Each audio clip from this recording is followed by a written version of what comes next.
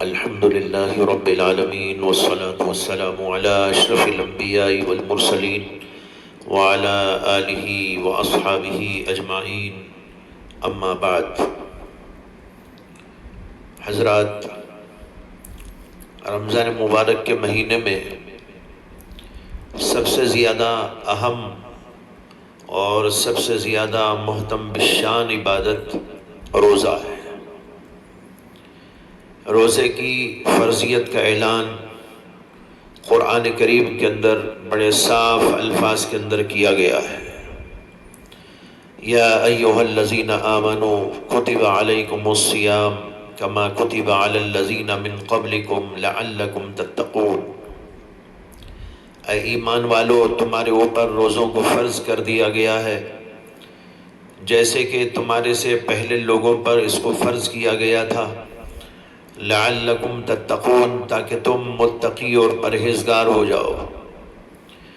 اس آیت کریمہ میں اللہ تعالیٰ نے کتب علیکم الصیام جو فرمایا، اس میں کتبہ کے معنی آتے ہیں لکھا گیا ہے، یعنی تمہارے حق میں خدائی قانون اور فیصلہ لکھ دیا گیا ہے کہ تمہارے اوپر روزہ فرض ہے.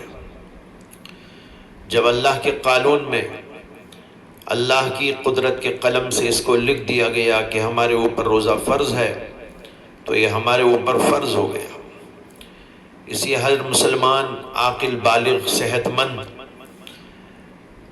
اس کے اوپر روزہ فرض کر دیا گیا ہے. اس لیے ہر مسلمان کو جو صحت مند ہو، عاقل ہو، بالغ ہو، روزہ ضرور رکھنا چاہیے، بلا کسی وجہ کے اس کو ترک نہیں کرنا چاہیے.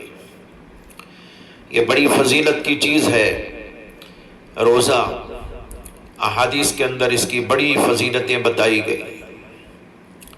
ایک حدیث میں حضرت ابو ہریرہ رضی اللہ تعالی عنہ کہتے ہیں کہ اللہ کے نبی علیہ السلام نے فرمایا، من صام رمضان ایمانا واحتسابا غفر له ما تقدم من ذنبه. جو شخص ایمان کے ساتھ اور ثواب سمجھ کر رمضان کے روزے رکھتا ہے، اس کے تمام پچھلے گناہ بخش دیے جاتے ہیں. اس سے مراد ہے چھوٹے گناہ، بڑے گناہ تو توبہ ہی سے معاف ہوتے ہیں.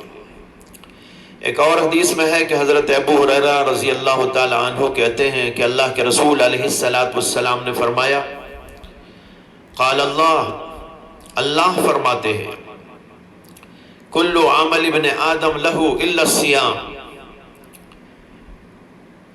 ابن آدم کا ہر عمل اس کے لیے ہے سوائے روزے کے. فَإِنَّهُ لِي وَأَنَا أَجْزِي بِهِ، کیونکہ وہ تو صرف خالص میرے لیے ہوتا ہے اور میں ہی اس کی جزا اور اس کا بدلہ دوں گا. وَالصِّيَامُ جُنَّةٌ، اور روزہ ڈھال ہے، یعنی جہنم سے بچنے کی ڈھال. وَالَّذِي نَفْسُ مُحَمَّدٍ بِيَدِهِ لَخُلُوفُ فَمِ الصَّائِمِ اطیب عند اللہ من ریح المسک. اور فرمایا کہ اس ذات کی قسم جس کے قبضے میں محمد کی جان ہے، روزے دار کے منہ کی بدبو اللہ تبارک و تعالیٰ کے نزدیک مشک کی خوشبو سے زیادہ بہتر ہے. اور فرمایا للصائم فرحتان اذا افطر فرح واذا لقی ربہ فرح بصومہ. روزے دار کو دو خوشیاں ملتی ہیں. ایک خوشی اس وقت جب وہ افطار کرتا ہے، اور دوسری خوشی اس وقت جو اپنے رب سے ملتا جب وہ اپنے پروردگار سے قیامت کے دن ملے گا. اس حدیث پاک میں روزے کی کئی فضیلتیں بتائی گئی. ایک یہ کہ اللہ تعالیٰ کہتے ہیں الصوم لی وانا اجزی بہ، روزہ صرف اور صرف میرے لیے ہوتا ہے اور اس لیے اس کا بدلہ بھی میں ہی اپنے ہاتھوں سے دوں گا. غور کیجئے کہ نماز کا بدلہ فرشتوں سے دلوایا جاتا ہے، زکوٰۃ کا بدلہ فرشتوں سے دلوایا جاتا ہے، حج کا بدلہ فرشتوں سے دلوایا جاتا ہے. لیکن روزے کی فضیلت یہ ہے کہ اللہ کہتے ہیں یہ میرے لیے ہے، یعنی خالص میرے لیے. اس کے اندر کسی قسم کے دوسرے کے تصور کو داخل ہونے کا موقع ہی نہیں ہوتا، اور میں ہی اس کا بدلہ اور اس کی جزا دوں گا. واقعی یہ روزہ ایسی عبادت ہے کہ اگر آدمی خاموش بیٹھا ہوا ہو تو کسی کو پتہ بھی نہ چلے کہ وہ روزے سے ہے. جب تک کہ وہ خود اپنی زبان سے نہیں بتائے گا کسی کو نہیں معلوم ہوگا۔ علماء نے لکھا ہے کہ اس حدیث کے اس جملے کو دوسری طرح بھی پڑھا گیا ہے، الصوم لی وانا اجزا بہ، روزہ میرے لیے ہے اور روزے کا بدلہ میں خود ہوں، یعنی کوئی اور چیز اس کا بدلہ نہیں ہو سکتی۔ اللہ کہتے ہیں کہ اس کے بدلے میں خود روزے دار کو مل جاؤں گا۔ دوسری فضیلت جو اس کے اندر بیان کی گئی ہے وہ یہ ہے کہ روزہ جہنم سے ڈھال ہے۔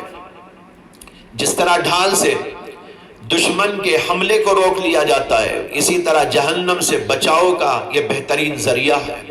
جو روزہ رکھے گا وہ جہنم میں نہیں جائے گا۔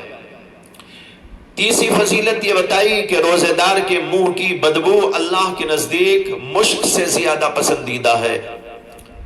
جو بندہ روزہ رکھتا ہے اس کے منہ کے اندر عموماً بدبو پیدا ہو جاتی ہے۔ یہ بدبو اللہ تعالیٰ کو مشک سے زیادہ پسندیدہ ہے، کیونکہ یہ بدبو پیٹ خالی ہونے سے پیدا ہوتی ہے۔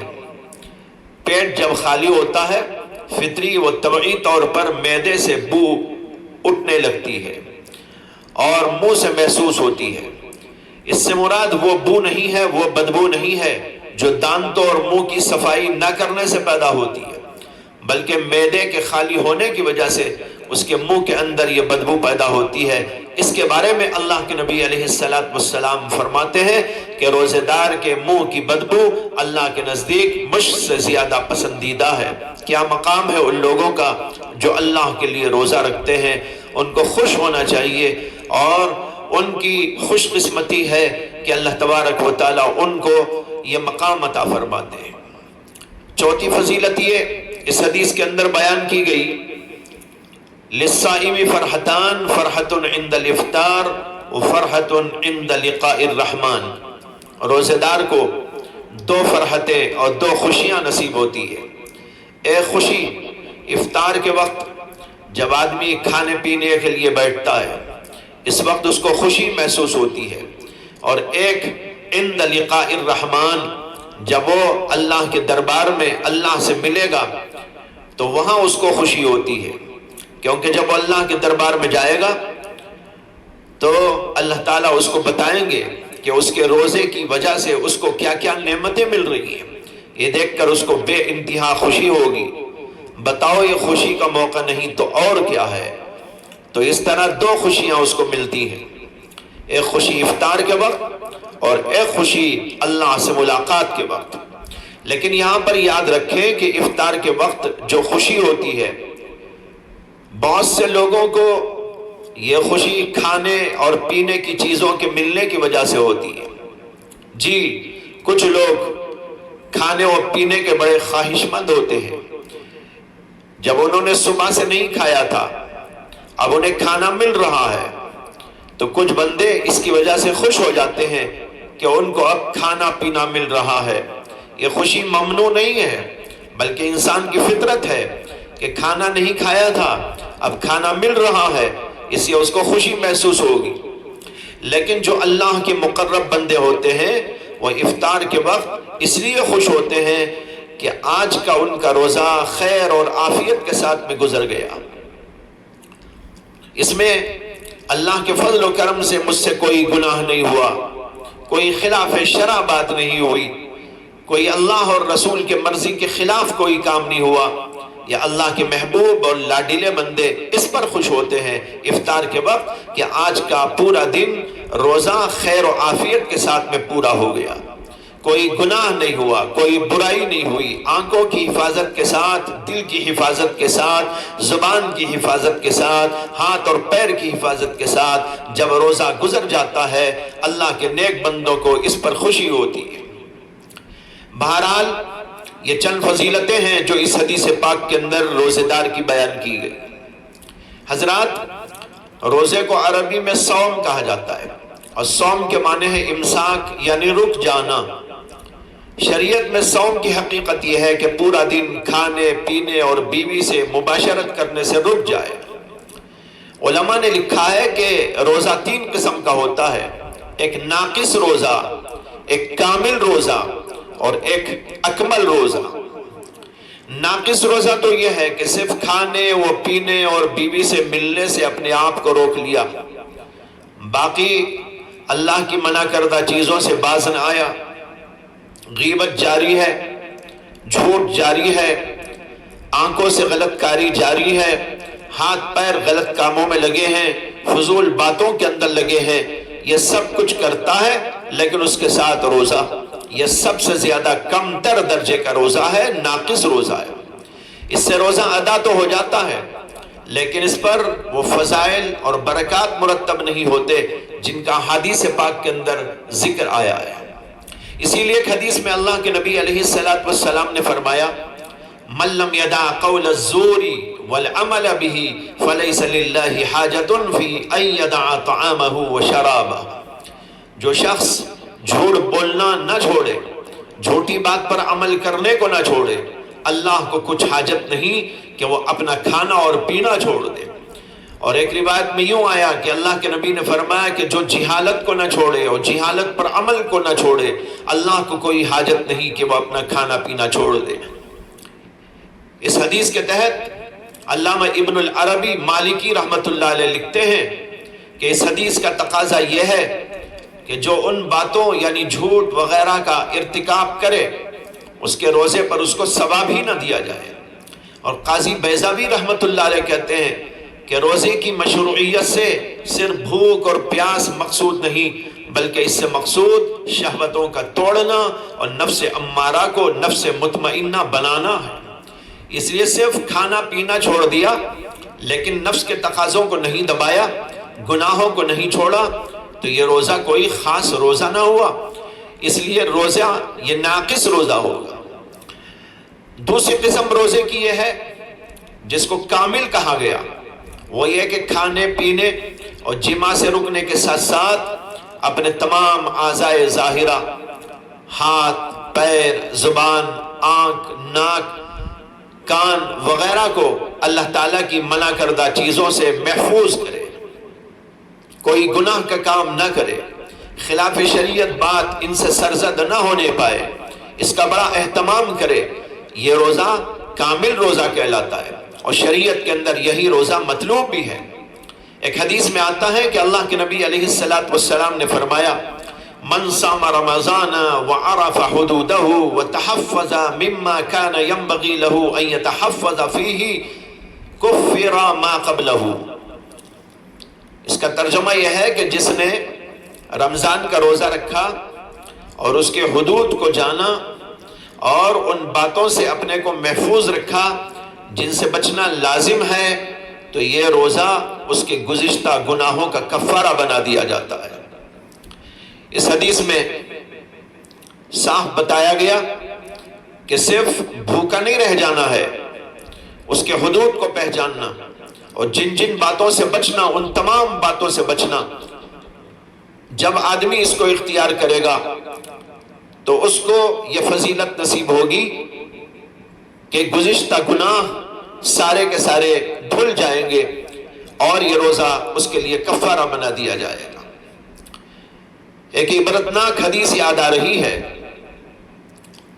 وہ یہ کہ دو عورتوں نے روزہ رکھا تھا اور روزے کے درمیان ان کو شدت سے پیاس محسوس ہونے لگی، یہاں تک کہ مرنے کے قریب ہو گئی۔ اور ایک روایت میں یوں آتا ہے کہ ان دونوں نے روزہ رکھا تھا اور روزے کی حالت میں ان کو سخت ترین پریشانی ہوئی، پیٹ میں درد ہوا۔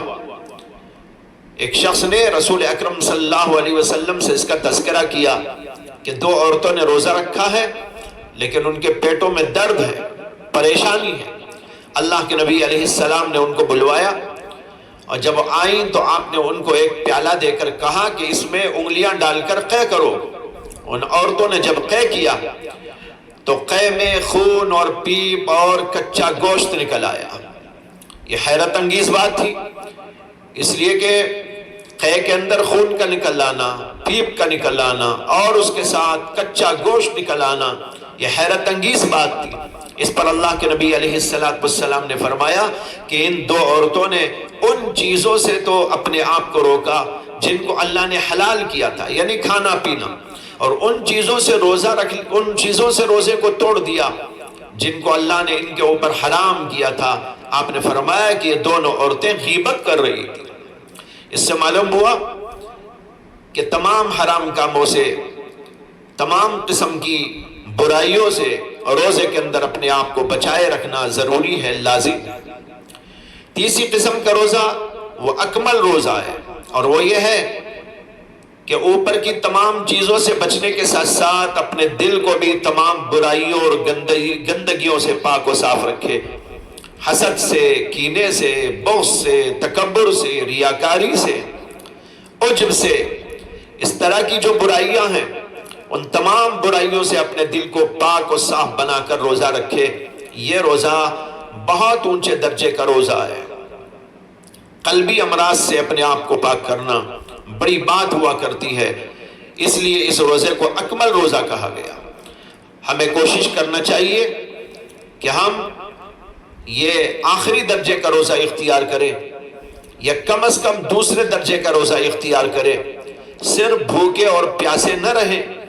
جیسے کہ ایک حدیث میں آتا ہے، اللہ کے نبی علیہ السلام نے فرمایا، رب صائم لیس له من صیامہ الا الجوع ورب قائم لیس له من قیامہ الا السحر۔ بہت سے روزے دار وہ ہوتے ہیں جنہیں سوائے بھوک اور پیاس کے کچھ حاصل نہیں۔ بہت سے رات بھر عبادت کرنے والے وہ ہوتے ہیں جنہیں سوائے رات میں جاگتے رہنے کے کچھ حاصل نہیں۔ میرے بھائیوں اور بزرگوں، روزے کا مہینہ ہے، اس روزے کے مہینے میں ہمیں روزہ رکھنا ہے، اور بہت اچھے طریقے پر روزہ رکھنا ہے، اعلیٰ درجے کا روزہ رکھنے کی کوشش کرنا ہے۔